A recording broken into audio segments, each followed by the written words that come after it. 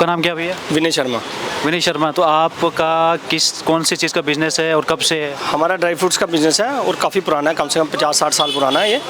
तो लगभग 30 साल तो मुझे भी हो गए इसमें, मतलब पिताजी दादाजी बैठते थे, पिताजी के साथ बैठते हुए, तो पिताजी नहीं रहे, लेकिन अभी हम चला रहे हैं इसको बिज़नेस को। ठीक है, तो आज हम लोगों से ये पूछ रहे हैं कि क्योंकि आपको 30 साल तो आपको बिज़नेस करते हो गया, 20 साल पहले का था, तो 50 साल का बिज़नेस आपका एक्सपीरियंस है।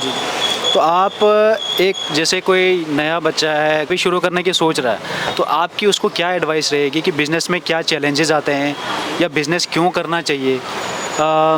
कैसे कहोगे उसको, कैसे समझाओगे कि बिज़नेस करना चाहिए? देखो ऐसा है कि हम कभी किसी को ना नहीं करेंगे कि बिज़नेस क्यों नहीं करना है। सबसे पहली बात है कि पहले उसको ये देखना चाहिए कि उनका ऑलरेडी कोई बिज़नेस चल रहा है। अगर तो उनका वो बिज़नेस चल रहा है तो पहले उसको उसी में इंटरेस्ट लेना चाहिए। उसके बाद होती है दूसरी बात ये होती है कि अगर उसमें मन नहीं है तो ज़बरदस्ती उसको भी बिठाया जाएगा, फिर उसका वो फ़ायदा कोई नहीं रहेगा। अगर उसका किसी और चीज़ में इंटरेस्ट है, जैसे अगर उनका किसी पहले ड्राई फ्रूट्स का ही काम है तो उसका उसमें इंटरेस्ट नहीं है, वो कपड़े के काम में इंटरेस्ट है, तो उसको नेचुरली उसमें जरूर। तो बाकी कोई भी चीज़ आसान नहीं होती है। आप कोई भी काम करो वो आसान नहीं होता है। कोई भी चीज़ शुरू करें, अगर दुकान ही है, एक दुकान खोलते तो आप बोलो वेरी फर्स्ट डे से कस्टमर आ जाए, ऐसा नहीं होता है। किसी भी चीज़ के लिए मेहनत करनी पड़ती है, कस्टमर बनाना पड़ता है, और कस्टमर बनाना बहुत मुश्किल होता है, कोई आसान काम नहीं है। लेकिन फिर भी जब आदमी मेहनत करता है तो मेहनत का फल अच्छा ही मिलता है उसको। कस्टमर कैसे बनाया जाता है? कस्टमर आपकी अच्छी डील, आप कस्टमर के साथ अच्छी बात करेंगे, रीज़नेबल रेट में उसको अच्छी चीज़ देंगे, क्वालिटी देंगे, उसमें आपको कस्टमर अपने आप बन जाएंगे। उसमें तो यही होगा ना, क्वालिटी अच्छी हो तो। बिल्कुल बिल्कुल। अब हमारा बिज़नेस जो है, पुराना बिज़नेस हमारा चल रहा है, इसमें हमारे परमानेंट कस्टमर लगे हुए हैं जो 20-20 साल, 25-50 साल से हमारे कस्टमर आ रहे हैं। तो वो किस पे आ रहे हैं? एक तो हमारी गुडविल अपनी अच्छी है, दूसरा हम क्वालिटी देते हैं, तभी वो हमारे पास आ रहे हैं। अगर हम उनको गलत आइटम देंगे, जैसे एक बहुत गलत मतलब कि यहाँ का ड्राई फ्रूट्स का ही बहुत जो गलत लोगों को सामान जाता है तो लोग मतलब परेशान हो जाते हैं, पर ऐसा नहीं है। ऐसा कभी करना चाहिए। जो टूरिस्ट है वो आता है, घर से आता है, माता वैष्णो देवी जाता है, दर्शन करता है, तो यहाँ से वो एज ए प्रसाद अखरोट ले जाता है। तो एक बहुत, अगर हम उसको अच्छा देंगे तो एक अच्छा मैसेज आएगा। लेकिन वो जब प्रसाद 10 घर में बढ़ता जाके तो वो अच्छा ना निकले, दुकानदार ने अगर चीटिंग की होगी तो वो तो गाली निकालेगा ना जाके, तो वो उससे हमारी मतलब इमेज जो है वो अच्छी नहीं रहेगी। बिज़नेस कोई भी शुरू करना हो, कितनी इन्वेस्टमेंट? देखो आज महंगाई के हिसाब से कोई भी आप छोटे से छोटा बिज़नेस भी स्टार्ट करोगे ना, 5-7 लाख से नीचे कोई बिज़नेस स्टार्ट नहीं होता है। होता ही नहीं है। बिल्कुल नहीं। क्या करोगे आप?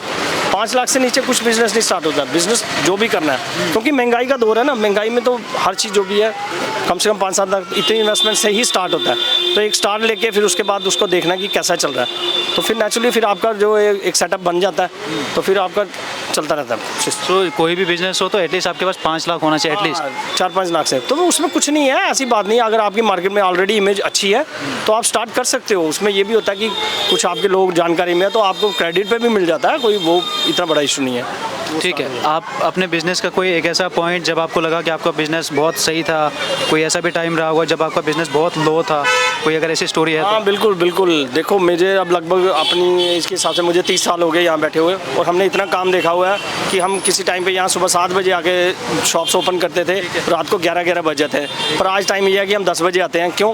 काम ही नहीं रहे हैं, काम बहुत डाउन हो गए हैं, दिन ब दिन बिज़नेस डाउन हो रहा है। पहले कटरा वैष्णो देवी ट्रेन चली गई, हम तो टूरिस्ट पे डिपेंड है, ये टूरिस्ट मार्केट है, हम टूरिस्ट पे डिपेंड है। पर टूरिस्ट जब डायरेक्ट कटरा जाना लग पड़ा तो जम्मू में तो बिज़नेस कम हुआ ही है। उसके बाद अब कश्मीर में ट्रेन पहुंच जाएगी तो उससे तो हम लोग बहुत इफेक्टेड है। तो हमने तो बहुत बिज़नेस देखा हुआ है, पर आज उतना उस मुकाबले में बिज़नेस नहीं रहा। बहुत जो पहले था अब नहीं है? बिल्कुल नहीं है, बिल्कुल नहीं है। मतलब हम 50% भी नहीं रहा, उससे भी नीचे आ गए हम। ये सारे बिजनेसेस हैं या सिर्फ ड्राई फ्रूट्स का? ये सब बिज़नेस लोकल मार्केट वाले हैं वो रो रहे हैं क्योंकि उनका ऑनलाइन ने बेड़ागर कर दिया हुआ सारा। ऑनलाइन से सारा सामान लोगों को घर में मिल जाता है बैठे बिठाए, तो वो बाज़ार में आके क्या करेगा? बाज़ार में कस्टमर आता है, उसको पार्किंग की दिक्कत आ जाती है, कुछ हो जाता है, बाज़ार में आके उसने टाइम भी ख़राब करना है। ऑनलाइन से लोग मंगवा लेते हैं। आपने भी ऑनलाइन रखा है? थोड़ा बहुत कर लेते हैं पर ज़्यादा नहीं। हमारा तो लोकल नहीं है, हमारा तो टूरिस्ट का काम है, इसलिए हम बाहर के भेज देते हैं थोड़ा बहुत। अच्छा ये बताओ कि इस टाइम पर कौन सा बिज़नेस सबसे ज़्यादा फ़ायदेमंद है, आपको क्या लगता है? देखो भैया बात ऐसी है कि बिज़नेस कौन सा फ़ायदेमंद है अभी तो हम कुछ नहीं कह सकते, लेकिन जो डेली रूटीन वाला काम है वही इस वक्त ज़्यादा अच्छे है। जो डेली रूटीन वर्क है, जैसे उसमें आपकी प्रोविज़न स्टोर आ गया आइटम, मतलब दूध दही वाली आइटम, ये तो कस्टमर ने मतलब की नीड है ना, ये डेली नीड है।